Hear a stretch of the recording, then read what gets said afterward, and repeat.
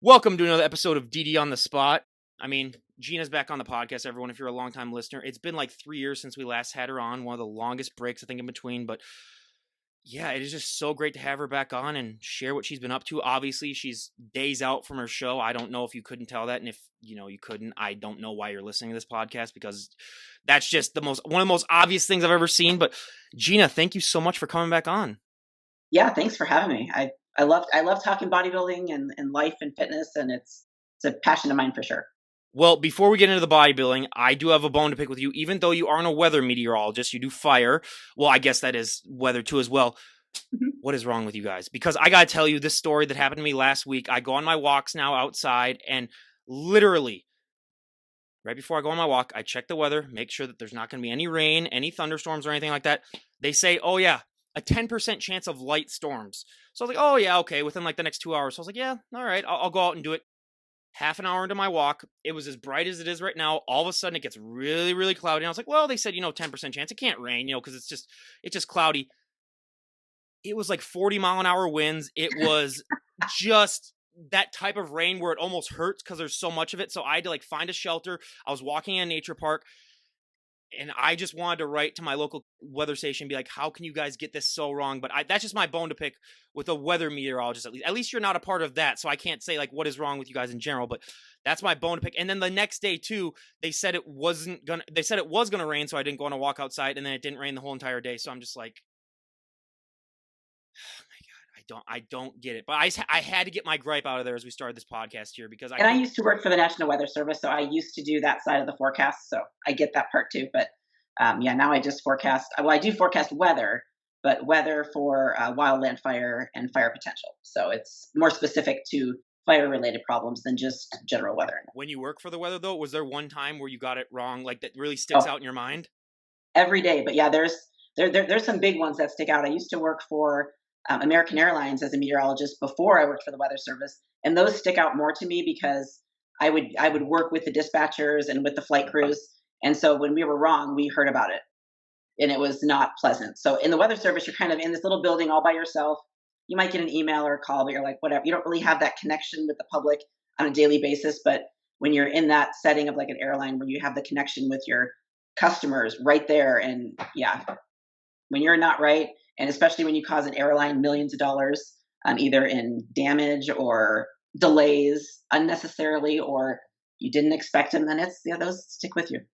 At least I know deep down that they are getting chewed out by someone eventually for it. So Oh yeah. I can at least be happy about that, at least. But before we just, because I've always said I don't like talking about weather woes, and we already got into it, but I had to get it out of my system, everyone.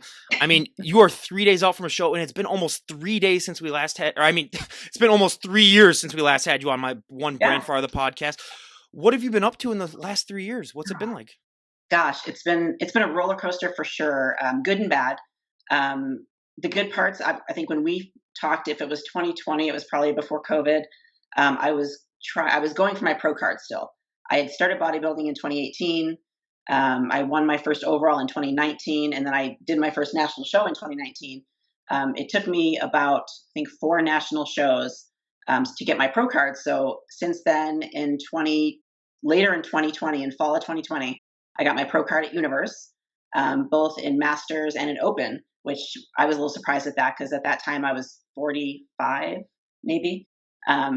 And so I was like, oh, well, I mean, I was just shooting for Masters. So that was kind of cool. And then I took a year off to build, and then did my pro debut late in 2021. And then I've only really done 3 pro shows. The first pro show I did was Legion, or no, was was it Legion? It was Legion Masters. So I started with Masters. I did really well there, and then I went on to Open. I did a show in Texas in November, and then I took another year and a half off before I did my most recent show, which was this April. I did Wasatch Warrior and placed second, which was shocking by all. I was just stunned. I didn't expect anything. So bodybuilding's been a great journey of just each year getting better.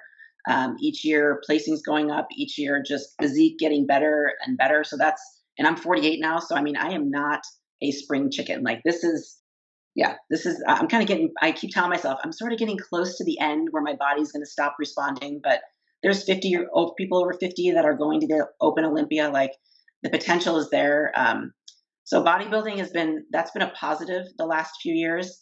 Um, Last year was probably the worst year of my life personally. I lost both my parents in within 3 weeks of each other. I spent all of the spring. I planned to take the year off anyway from bodybuilding to build. That was in my plan all along. And then January, February hit, and my plan just changed. I went to Texas, lived there for a few months to help take care of my mom.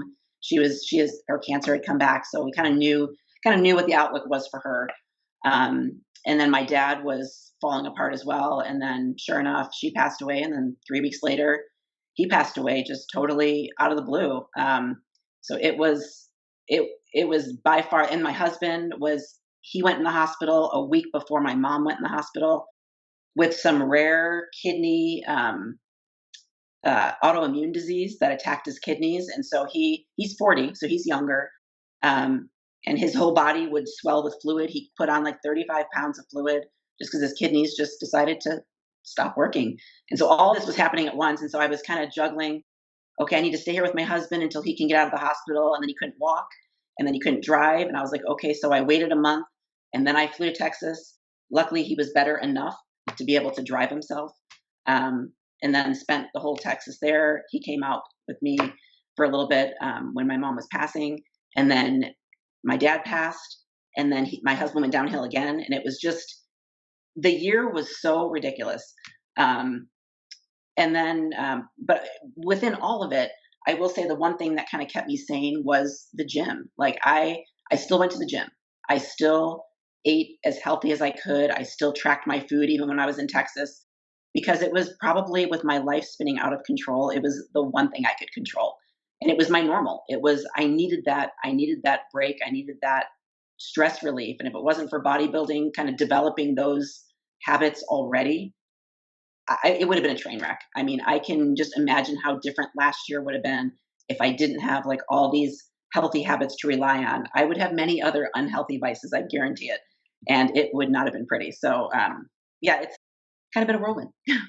Well, first of all, sorry for your losses. That's horrible. When I was probably like 10 or 11, I lost my grandparents very consecutively too, and that was rough. So I can't imagine what it was going like for you. And I mean, yeah, I hate hospitals myself, so I could not imagine, just being in there for that long a period of time. But like you talked about, that mental mindset that you develop when you're a bodybuilder, how has that helped with your grief? Because I've heard that like just having that mental strength alone, because it impacts so many more areas of your life than just bodybuilding, but how does that help with grief? It was huge. I wouldn't say like the grief part still hit me unexpectedly. When my mom passed, I kind of went in expecting it. So we were happy she wasn't suffering. We were still sad, but when my dad passed, that was kind of the throat punch that I didn't see coming, and that one sort of sent me in a little bit of a spiral. I just couldn't mentally. I had a hard time functioning just with my job, just like focusing for more than 15 minutes on anything was almost impossible. And I've never run across that in my life. I've been through other things. I've been through Welcome surgeries to the and world of setbacks. ADD, Gina. Yeah, I mean, it's like it was different. I just have never. I've always been really good about compartmentalizing. Like I went through a divorce, I surgeries, injuries, all these things. Setbacks, whatever it was. I could always say, you know what, I'm going to put this over here. I'm going to deal with it when I have time. I need to focus on this, and I have no problem. This one was like, did not see any of it coming. So that took me a couple months just to really wrap my head around allowing myself to grieve, but just to not put so many expectations on myself. But the one thing I could still do was do my food, and I could focus in the gym. I could do 10 reps. I could focus for 10 reps. And so that, like those little bits of focus, helped me apply that just to my normal day. Cause I was like, okay, if I can do this in the gym, I can do this right now. I need to just put this time aside. I need to do this task. And when I'm in the gym, I focus on the gym. I'm not doing work. I'm not talking to my kids. I'm just focusing on what I need to focus on. So that eventually helped me. So, I mean, like it took me a couple months, but finally I was able to refocus on everything I had going on. And the grieving process, it's one of those things like it's never complete. It always continues. It changes. I wouldn't like people always say, "Oh, it gets better," and I don't necessarily think it gets better. It's just different. It just changes.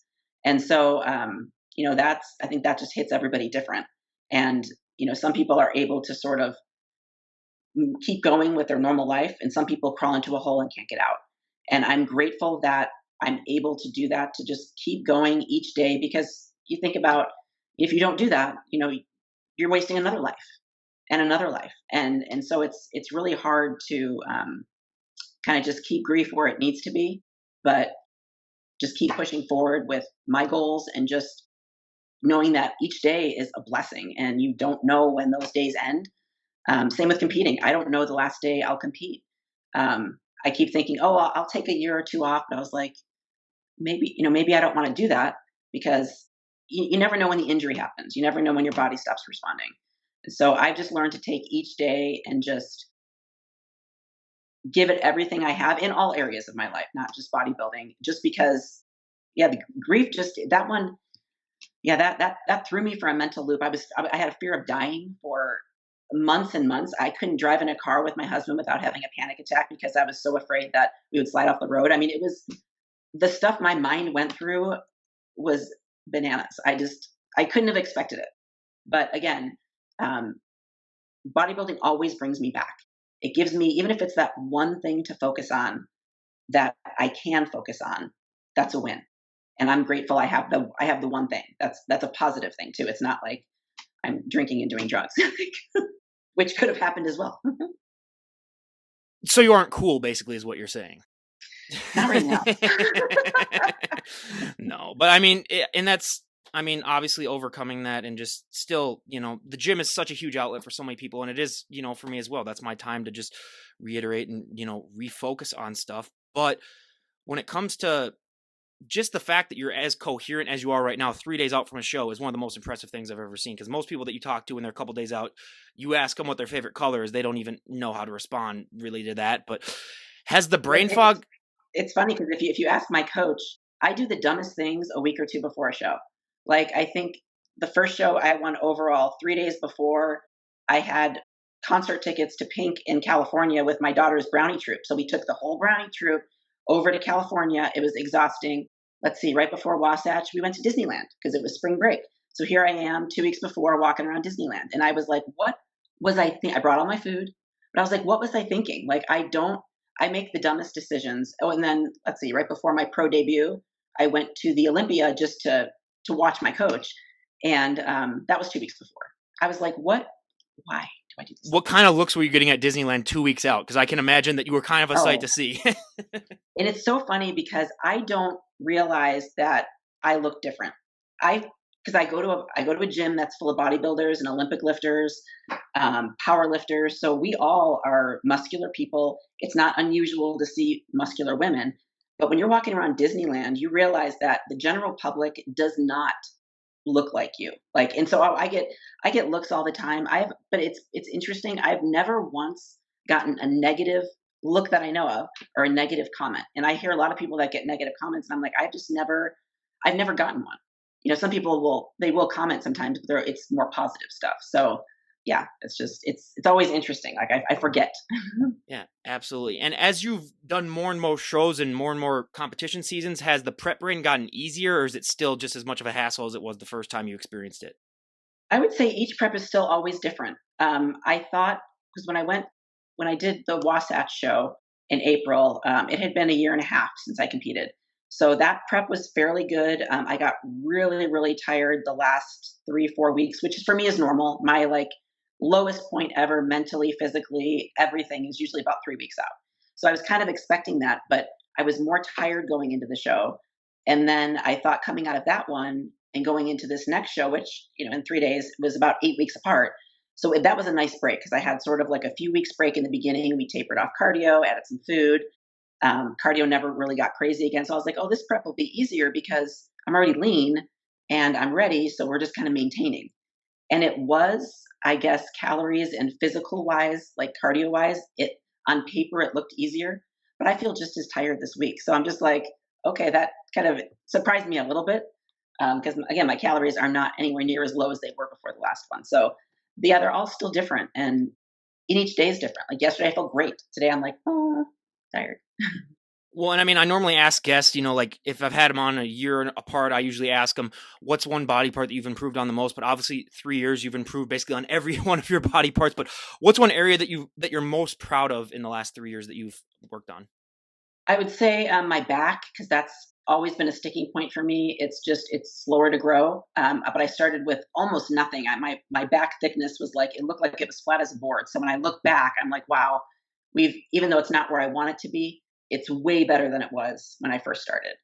And then my quads. I'm lower body dominant. I played soccer when I was growing up. I've done step aerobics. Like, I'm not sure if that's part of it or that was just what my genetics drove me towards because I was stronger in my lower body. But my quads, it was always don't grow your glutes, watch your quad size. So we really worked to bring down my quad size the last 2 years. And I will say I'm surprised that we have. Like, it's definitely, we brought it down.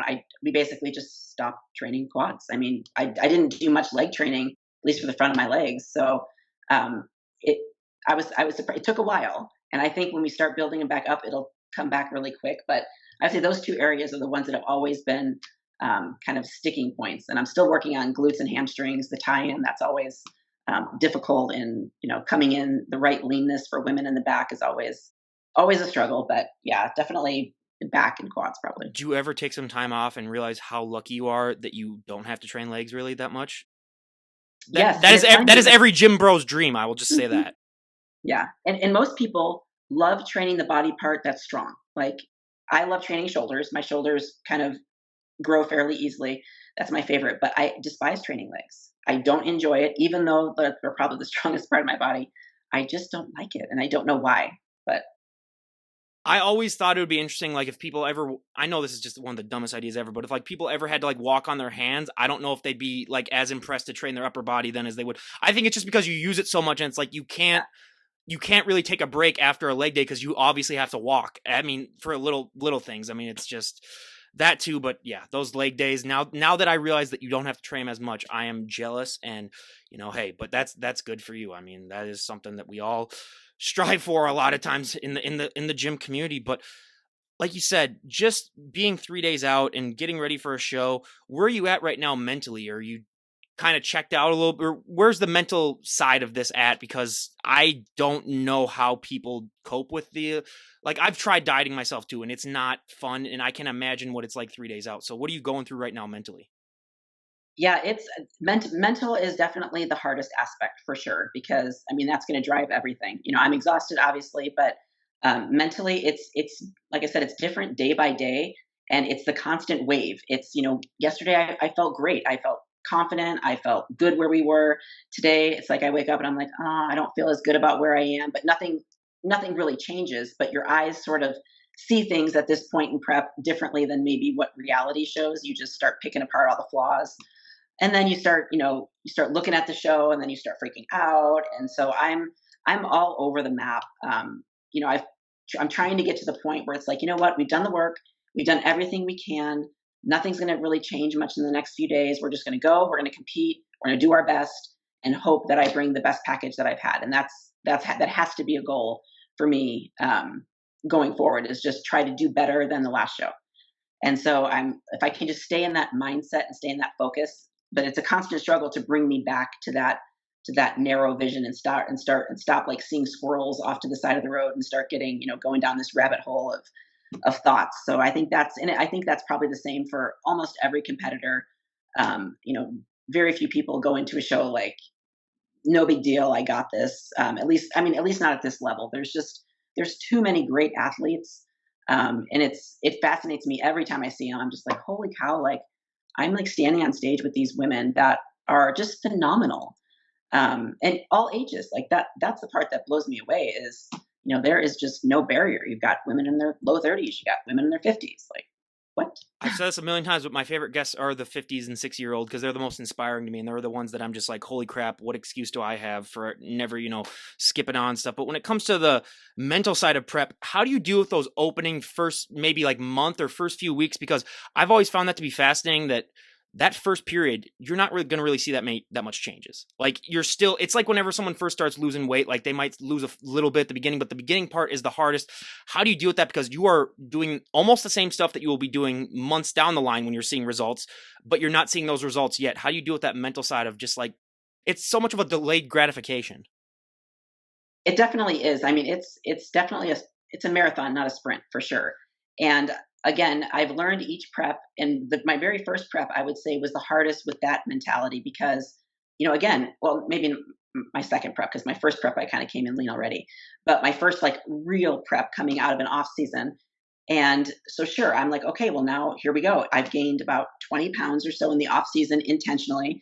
And so now we're going to start prep and the weight's going to go down and that's going to be how it is. I mean, obviously my calories are going down, my cardio is going up. That's what should happen. Well, that didn't happen. That didn't happen for 8 weeks. I'm not even joking. My weight didn't move. And I was like, what is happening? And I was a very new lifter. I had just started lifting the year before. So my body was kind of doing a little recomposition as we were kind of going through prep.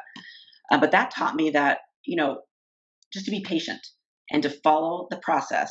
And I was getting leaner. I could see that I was getting leaner, but the scale wasn't changing. So once I got like that first and second prep taught me to use the scale as a very small tool. It doesn't always tell the whole picture, and most of the time it doesn't tell the picture at all. So I've learned to focus less on that. And once I started focusing less on that number and just focusing on the process, it was a game changer. My stress level early in prep is very low. I really don't hit that panic mode, I think, until that 4 weeks out, because by that point, I've been in prep 8, 10 weeks, and I'm seeing the light at the end of the tunnel with the show, but I'm not necessarily seeing stage physique yet. So I'm like, okay, are we going to get there? Is my body going to stop responding? Like, what's going on? So I always have that moment with my coach where I'm just like, she's going to have to talk me off the ledge a little bit because I'm starting to panic. But yeah, so for me, it's always that last third of prep that's harder, and that first part is usually pretty good. Well, like you said, every prep's different, but if you could describe this prep in one word, what would it be? Really long. Well, that's 2 words, but doesn't matter. Prep Rain, I'll give her that. It's fine. Yeah. Yeah, this was a prep that I didn't, I guess, because I had started prep in January. We were prepping for April for Wasatch. And so I knew that that was the prep. I didn't know that I would jump into a show in June. And then I didn't know that I would, because I applied for Masters Olympia, and I got selected for that, which was not, I wasn't even going to apply because I was like, there's no way that they're going to select me. Like I've only competed twice and I took the last year and a half off. Like they have no reason to select me. And so I was like, well, I'm just going to apply because yet again, every day, could be your last. So I'm like, I know, will I regret applying and not making it, or will I regret not applying and not knowing? I'm like, I'm going to regret not applying. So I applied the very last day, and my coach, Shalay Shoemaker, she's been my coach since day one. And I could not ask for a better coach, but I knew she was applying. And she had mentioned to me applying, and I was like, no. She's like, you never know. She's like, just do it. You just have no idea. And I was like, no, I'm not going to do it. And then we were sitting at dinner after the Wasatch show, that was like 4 days after I applied. And I was like, just so you know, I decided to apply for it. And she was all excited. And then we both got selected. And I'm like, okay, so now my prep has gone into late August. So now I'm going to be in prep until September. And so that was that's going to take me a little bit more mental toughness because it wasn't what I had originally gone in with. So now it's like, okay, I have to change course and just stay focused for the next 2.5 months. And that's going to be a challenge. Well, and one thing we haven't talked about that much on this podcast is coaches, but they're such an integral part of, any athlete. And the thing about coaches is that for every good coach, there's just as many bad coaches, if not more. It's very hard to find that right coach for people. It's a lot of trial and error, but obviously you found a great one, Shalase, and we've had her on, like 3 times herself. She's an amazing guest. I love talking to her, but what in your opinion makes a good coach? Because for every person, a good coach, that's a different definition. I mean, some people like that coach that's kind of like a drill sergeant that really gets on them. Other coaches like one that's a little bit more sympathetic. What in your personal mind makes a good coach for you specifically? Well, one, I need a coach who's going to be honest with me. I don't want someone who's going to blow smoke up my butt and tell me I'm ready and you got this when I'm not. Like I need somebody who's honest. I can take it. Like my skin's pretty darn thick. So honesty is a huge one. but also valuing health first. To me, the health of the athlete has to be first and foremost. And I need to be with a coach that's going to make me do blood work and make sure my hormones are in check before we start prep. Shalais will not prep me if we're not in an optimal state. And so constantly keeping on top of that, because prep in itself is difficult on the body. It's difficult on, the kidneys and the liver and all these other things. I mean, it's just hard. And so keeping on top of health and not doing anything that's going to jeopardize that. Especially, we communicate our desires. Like I know what my goals are. I know what her goals are, and I know kind of the path we want to take. And I need a coach who's going to respect my path and who's going to push me, but not past the limits that I want to be pushed past. So health, huge, important. And then communication. The personality of the coach, I guess you need to mesh well, maybe. I mean, whether they're a drill sergeant or not, or doesn't matter too much to me, but just being able to communicate and a coach who's going to hear me. Like when I have questions, answer them. Don't just tell me trust the process. Actually answer my questions. It doesn't mean I'm not going to follow your plan. It doesn't mean when I'm asking the questions, I don't agree with you. It's just I want to understand it more, because the more I understand, the more I can buy into the process going forward. And so, honesty, health, communication. Those are, to me, that's most important. Yeah, I mean, those are obviously great qualities, but when it comes to your cardio as well, does that just involve walking to your mailbox and back now in Nevada that it's in the summertime? Because I cannot imagine, like I've had some guests on from Nevada and they say like, unless it's 4 a.m. or like 5 a.m., you really can't go out for a walk. But how do you deal with this heat, especially when you're at such a depleted state? Well, luckily, when you're at a depleted state, you're really cold, so I like the heat. But I live up in Reno, which is 8 hours from Vegas, so we don't get like it's been gorgeous here. We've been in the 70s. We have not turned our air on yet. Our windows have been open every night. It's been a beautiful spring.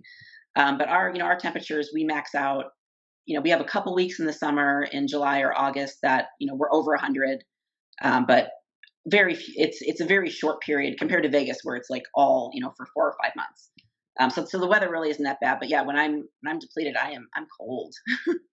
Actually, I went into a sauna yesterday. So hey, that's great. Well, thank you for educating me on that, because honestly, Reno 911, the show, lied to me. I always thought that Reno was like connected to Vegas, like it was just the city right next to Vegas, but no, it's not. So you learn something new every day. 8 hours, wow. So are you like on the other end of the state, basically?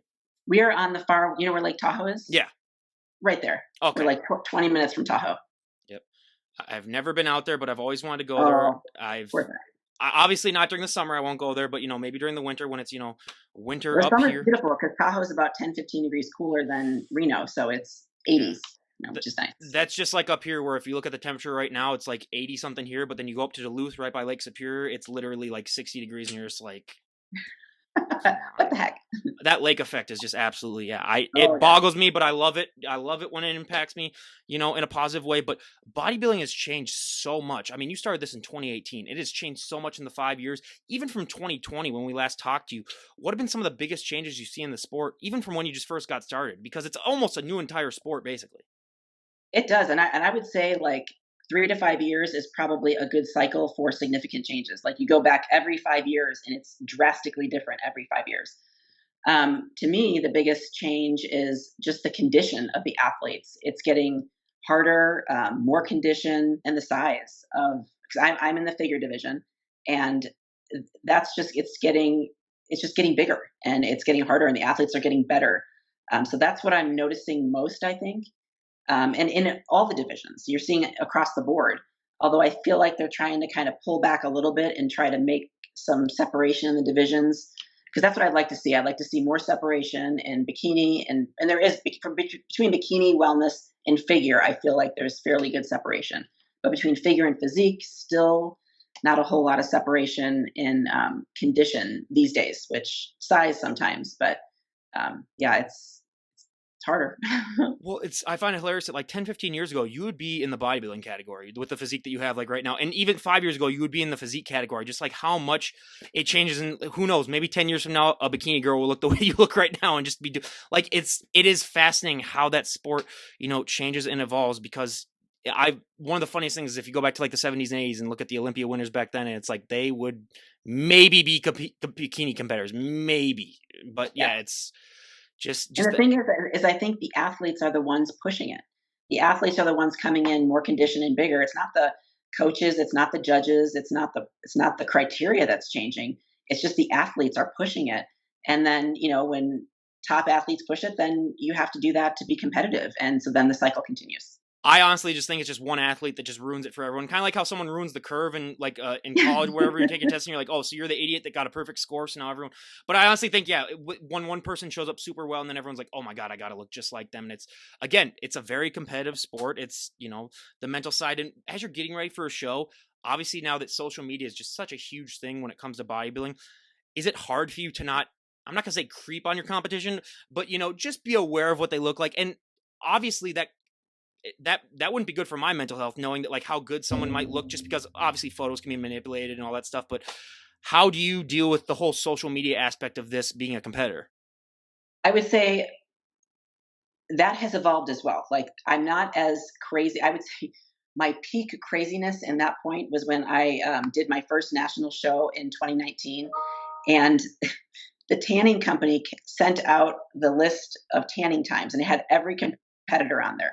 I kid you not, I went through every female name, Googled them, tried to figure out who is in my division, who is in my height class. It was out of control. I was like, what am I doing?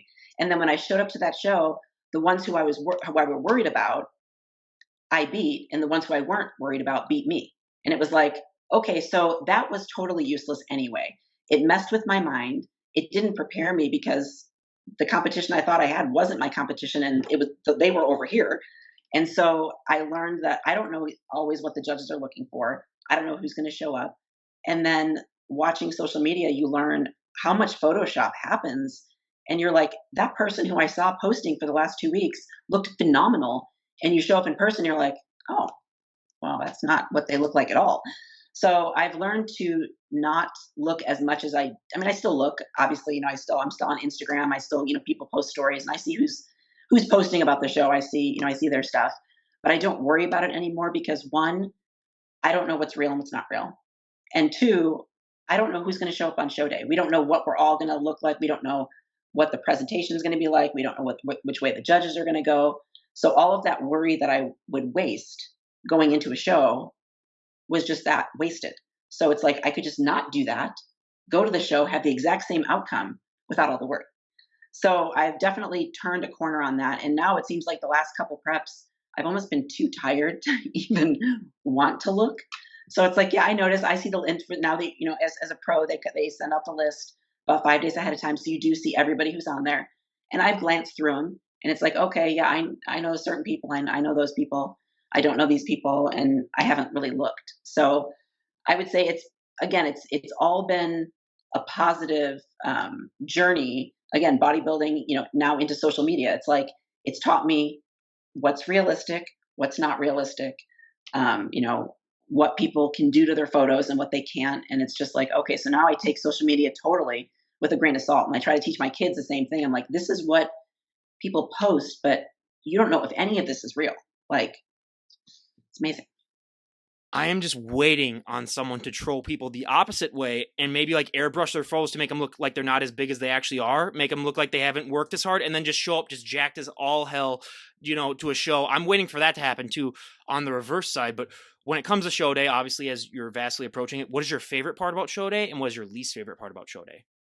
My least favorite part about show day is tanning. I don't like having to tan the day before, and then it's hard to sleep. It gets kind of sticky. Like, you can't shower. So I don't like that part. I actually love the makeup. I think it's fun. I don't wear a lot of makeup on a daily basis. So I work from home now, so I don't even wear normal clothes. I pretty much live in gym clothes. Um, but so I do enjoy getting, glammed up. I don't necessarily, I feel like I look comfortable on stage, but I don't necessarily enjoy being on stage just because I don't know, you're just standing there, and people are staring at you and they're judging you. So I don't necessarily enjoy the stage part. But I love competing. I mean, in all my life, I love competing in absolutely anything. My husband and I watch Jeopardy and Wheel of Fortune every night. I mean, every day is a competition. it could be something I've never done before. And I'm like, I can do this. Like, how hard can this be? So yeah, I don't necessarily like the tanning part, but the rest, and I love seeing the competitors. I love being backstage. Like, I love all that stuff. Well, quick tangent, because I haven't really talked to many people that work at home now, and I've just been fascinated by it because for me, at home would never work just with my ADD. I would not get anything done. I literally have to physically be at a place of work and be told what to do. Otherwise, I'm not doing anything. But how, do you enjoy working at home more than what you were doing before? And how, was it an adjustment for you to adjust to working at home? What was that process like? It was definitely an adjustment, but I love it. I worked in an office, but I was kind of remote from. I work for an interagency fire dispatch center, and so the center's in Salt Lake, and I work remotely out of Reno. So I was kind of working with fire people, but not with the people I was really working closely with. So I was kind of remote anyway. Um, and for me, I'm an introverted person. Like, I enjoy silence. I enjoy. I don't want to talk all the time, all day long to everybody. So for me, this has been incredible. And then from the bodybuilding side, it's and just the gym and all that other stuff, it's so much easier because I don't have to prep my food. I can just go in the kitchen, grab a meal, and come back and eat and work. I don't have to get it all together before I leave in the morning. I don't have to shower and get ready for work and drive to work in the morning. So all this time that I now have to get, well, one, get work done, and then I'm home when my kids get home from school and my day ends because I start really early. So I can walk and pick them up from school at like 3:30 as opposed to not being able to make it back. And so and I I can go for a walk and I can walk around a neighborhood that's nice as opposed to this industrial complex where I used to work. So it's to me it's been 100% positive, but I will say I have to watch myself a little bit because I'm an introvert by nature, and I think this is making me more introverted. And kind of watching when I watch my dad, we're very similar people, and just watching him kind of on his downward spiral, I was like, I don't want to end up like that. Like, he let himself fall into a hole after retirement, never wanted to go anywhere, never wanted to talk to anybody, and I'm like, I get that because I have a lot of those feelings. So I'm like, with this environment, I have to really, like, I tell my husband, even if I say I don't want to go out, make me go out because we always have fun. But I'm like, you need to keep pushing me because I'm going to say no. But the only thing that gets me out of the house easily, willingly by myself is the gym. And so I get my conversations there. I get, my interaction with, everybody I love there. So that's at least I have that kind of an outlet. But yeah, it was for sure an adjustment. I wouldn't trade it, but it's an adjustment. Well, I got a funny story for you because I'm obviously the opposite. I'm an extrovert, unless, there are times where I want to be alone and do all that. But I went out to dinner last night with a friend who, if there was a PED that you took for being more extroverted, this guy must be just overdosed. So literally, here's what it was.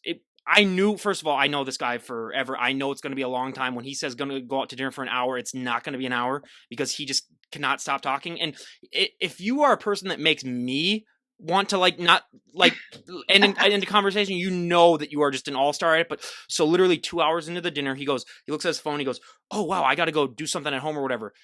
2 hours later, we finally leave the restaurant after he said that. Because it's literally one of those things where I inch closer and closer to the edge of the seat just to try to leave. Every 15 minutes, you get about another inch out of it before you kind of leave. I remember leaving his house when we were younger kids, just one step closer to the door, every 15 minutes you would get out. And then by the time you got to your car, he would not talk as much, but you might still have 5 or 10 minutes of a conversation left. So Yes, yeah. that would drain me. Oh yeah, and then being Minnesotan too, you're far too nice to just tell them hey, I gotta leave. So you gotta just be oh okay, I'll just deal with it, and then just text people that you're talking to, just be yeah, if I'm not home by 2 a.m., just don't even wait up for me because I don't know how long I'm gonna be here. But yeah, that's definitely the introvert extreme other side of it, which I appreciate those people as well. But it's just you got to definitely take some time out of your day when you know that you got to deal with them. But again, love them to death. But what are your kids' thoughts now as you're in this last time of prep? What do they normally do when you're this close to a show? Do they sort of let's stay away from mom? She might be a little bit more irritable. Where do they fall? They definitely fall in that category sometimes, and sometimes I'll be really tired. And I'll lash out and then I apologize and I'm like, I'm sorry. They're like, why are you so cranky? I was like, well, mommy's really hungry and tired. And I was like, you know how you get when you're really hungry and tired and you can't sleep? And they're like, yeah. I was like, well, that's how I feel right now. I said, but it's temporary. I'm choosing this. So I really try to not bring that to them. But sometimes it's hard. It's hard with my husband sometimes too, because um, I'm so tired for, like, by the time we get to 8 o'clock at night, it's like I have all these ambitions and I'm like, okay, it's time to lay down. Like I have nothing left. And so I feel like they kind of get the short end of the stick sometimes. I mean, I still have to do. We have 3 graduations coming up. We have elementary school, middle school, and high school graduation this next week. I can't leave for my show until Thursday night to drive to Sacramento because we have graduation. So it's like I have to do graduation and then get right in the car and make it there by hopefully 9 p.m. So it's like I still have to show up for all the kid stuff, and I do. There's nothing I say no to. I don't. We still go. Well, I'll still take them for ice cream. We'll still go to the movies. I just don't. They know that I don't eat that stuff when I'm close to a show, and I've tried to be really diligent about explaining why I don't eat that, and not that the food is bad. Like, because I have girls, and you don't want them to develop body issues and all these other things, and they're middle schoolers and now high schoolers, and that's prime time for things to just hit crisis mode. So yeah, just trying to explain to them what's going on, and they've been to shows, they've seen me, and usually when they go, I win. Like, so they've had that experience of cheering and being so excited to hold the trophy and all these other things. So they really see it as hard work. I've noticed my youngest daughter has really grasped the healthy eating lifestyle. Like, she puts her lunch together and she's got some popcorn, she's got some fruit, she has vegetables, she has cheese, like she's got all the things. And I'm just like, okay, well, hopefully this is like rubbing off on you guys a little bit, I hope. So let me get this straight. You got a mom on prep, you got a daughter in high school, you got a daughter in middle school, and then you got one in elementary school. Your neighbors just must be loving all the drama in that household. It's drama. Yeah, we have the youngest daughter is in 5th grade. Be graduating, and then we have 2 8th grade girls. And then it's a blended family. My Oh, husband okay, yeah. and my kids, and then his middle son is graduating high school. He's a senior, and so we've got like these 4 kids straddling all these grades. And but the hormones of my 2 daughters especially are, ooh, like holy cow. It's hard to navigate. I mean, there's been many days I'm like, I quit. I quit parenting today. I'm not parenting. My husband's like, you're not going to parent? I was like, no, I'm not going to parent. I'm going to go in the bedroom, or I'm going to go for a walk. I just need a break. I can't do it today. I'm a little bit of a jokester, but when my friend had his baby, the baby just turned 1 a couple of weeks ago. I sent him a message saying, once the kid turns 10, just drop him off at a fire station. That's all. That's the best advice I can give to you. Just the first 10 years might be fine, but after that, but yeah, God bless. And that's, yeah, that is amazing. This time of the year actually is kind of weird because this is actually my 10-year anniversary high school reunion is going to be this summer, which is how that time flew by that much is just absolutely ridiculous. But yeah, that is just so great. And what are your plans like for the rest of the year after this show? Do you plan on doing another one, or are you going to take it easy? What's it looking like right now?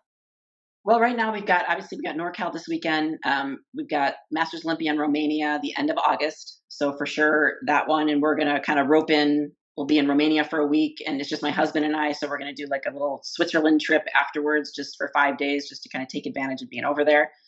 And then after that, we'll see. I mean, my goal. It's funny because when we talked last time, my goal was my pro card, and now my goal is the Olympia, and I can't process how those goals have changed because I don't know that I'll ever make it there. We'll see, but that's obviously the goal. So NorCal is, that's a goal for the Olympia. But I'll probably do no shows in between NorCal and the Masters Olympia just because schedule wise for me, we've got a lot of stuff going on weekends. My work schedule is really busy in the fire season, so I really can't break away too much. But after Romania, I guess we'll just see. I think mentally I'll probably be done. Physically, I'm sure I'll be done. But we'll see kind of how I feel, what my coach says. She's the one who sort of guides all of it, like, hey, we need to stop, or hey, do you want to push it for another show and give it one more shot? So we'll see. We'll see kind of how the next 2 shows go and how I feel mentally. In the back of my mind, would like to take next year off again. I think the year and a half in between is really good because I still have plenty of improvements I need to make, and I'm not going to make those improvements in a 3-month off season. And I know that. So that's kind of in the back of my mind, is taking a year to try to make some more serious improvements. But we'll see. I expressed my desires to my coach, and then Shalais is like, yeah, no, that's not what I'm thinking. Or yeah, that's what I'm thinking. So Well, you just brought up something to me that's been talked about a few times, but I've never really asked the question myself. do you find it hard to talk to about bodybuilding to like normal people? Because like what you're saying right now, where you're like, I still need improvements. The average person will look at you and be like, what the hell is wrong with you? Basically, so do you find that hard to just with the average person discuss it? Because obviously it's such an extreme lifestyle that most people just don't, they're not really able to compartmentalize just how much goes into this.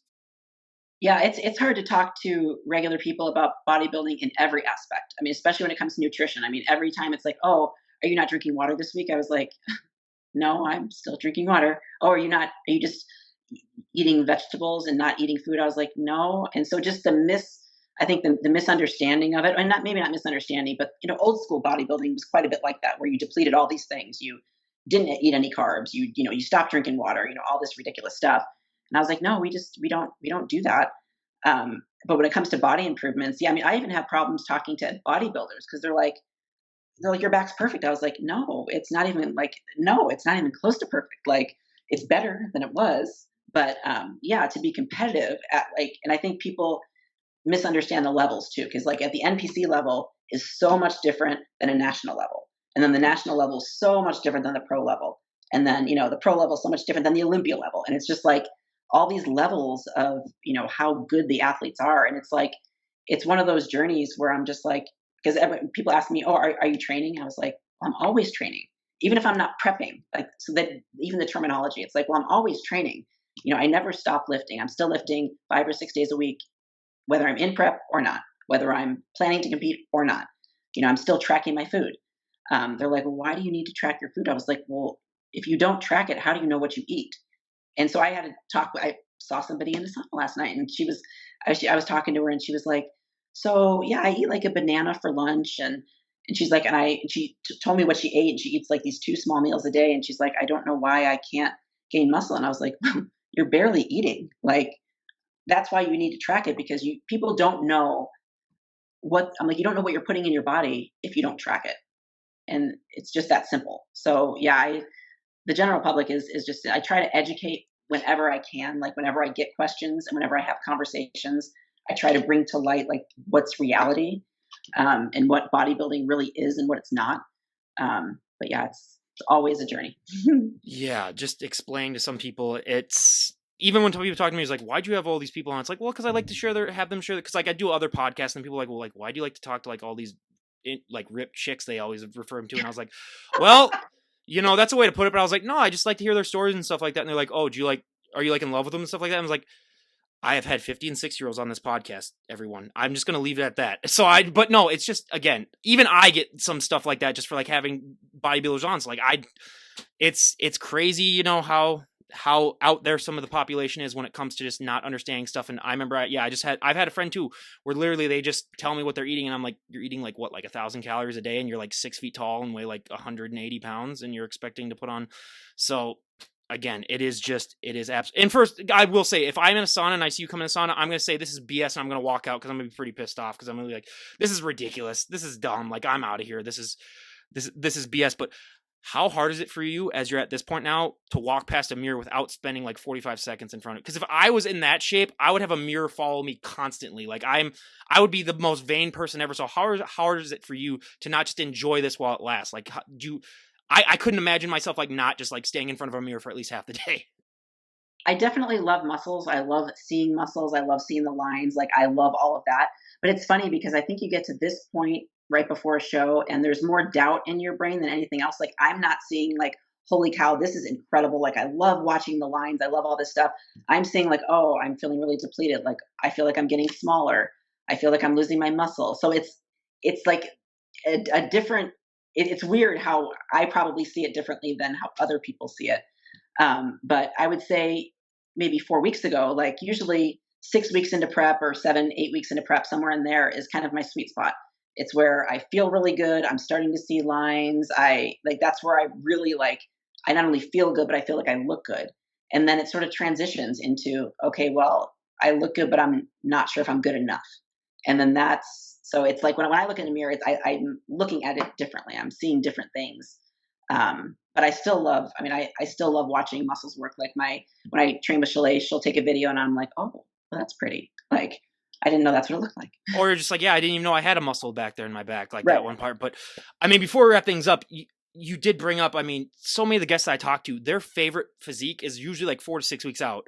That's when they feel the best. That's when they think that they look the best a lot of times. That's the physique that they prefer to have. Why do you think that because like if so many guests prefer that, I would think that all of a sudden people would start to like say like, why don't they just have that look for a show then, where it's a little bit more healthier, it's not, as depleted. I don't get why that isn't more mainstream. If like, because I would say more than half the guests that I talk to, that's their preferred physique. Why do you think that they don't just promote that more? That like, oh, if that's what people actually like their body to look at, why isn't that what you see on stage then? That would be awesome. And I think, 5, 10 years ago, that's what was on stage, and, but I think the train's left the station. It's taken on a mind of its own, and it's so far beyond that I think wherever the athletes are going to show up on stage and want to push it, that's where it's going to go. But yeah, 6 weeks out, that's where if I didn't compete, that's ideally where I'd probably have my physique, because your face isn't super sunken. You don't look like, I always joke, like at the very end of prep, people are going to look at you like either you can fight a grizzly bear or you desperately need a cheeseburger. And like, that's just a look that Maybe a little is bit of not, both. probably a little bit of both. Yeah. I'm not sure I can do a grizzly bear anymore. I can Yeah. maybe do like a small rat, but I'm a little tired. Okay, I just gotta break this tangent here before we wrap things up, because there was a thing on Twitter that I saw where there was like something like 19 or 20% of men believe that they could beat a bear in a fight. Let me just dispel it for you. No, you will not. A bear will rip you in half without even putting in any effort into it. It will, and this is like without a weapon. It was saying like hand to hand, could you fight? No, a bear will.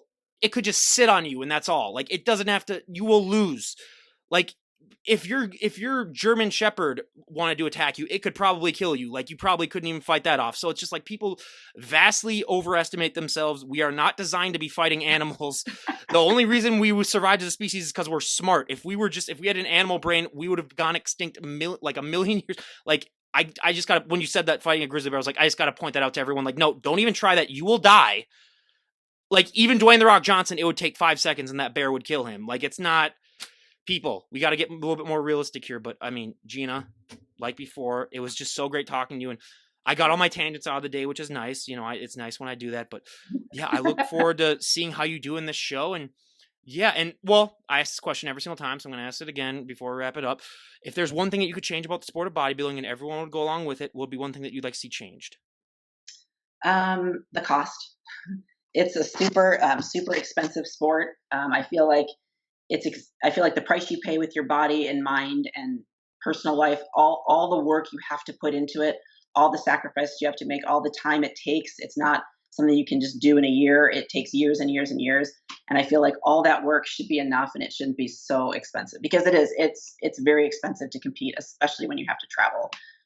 So I wish the cost would change, and then of course I wish the physiques would come back a little bit, or a little bit more separation in the divisions. Well, like, this is a big announcement, everyone. I decided that I'll go to Chicago Pro this year. It's only a 6-hour drive for me. I've never been to a pro show. I went to a local amateur show, and that was fun. I met a few guests that I've had on, but I'm excited to meet everyone there. I'll keep it more posted. But I was just looking at those ticket prices, and honestly, I have seen high-profile comedians for less than that at like big arenas. So you kind of understand, because like I've always thought, it's like there's not like a million people watching this stuff. So like, how do they make their money? And then you look at the ticket prices, and you're like, oh, that's how they make their money. So just be aware of that, everyone. But yeah, Gina, yeah, with the cost too, that is, yeah. If I could change one thing, that would be absolutely the first thing that I would, do myself. But again, Gina, it was so great talking to you, and the fact that we completed this and you didn't have any brain farts really at 3 days out. I mean, honestly, I'm saying that you haven't trained hard enough, that you haven't as many brain farts now. So maybe that might be the case there. But again, I wish you nothing but the best. And everyone, go check out our Instagram, buyer beware. You will get inspired to get off that couch and stop eating those Twinkies. But again, Gina, thank you so much for coming back on. Anytime. Thanks for having me. All right, this is Ryan Johnson, DD on the spot, signing off. Have a great day, everyone.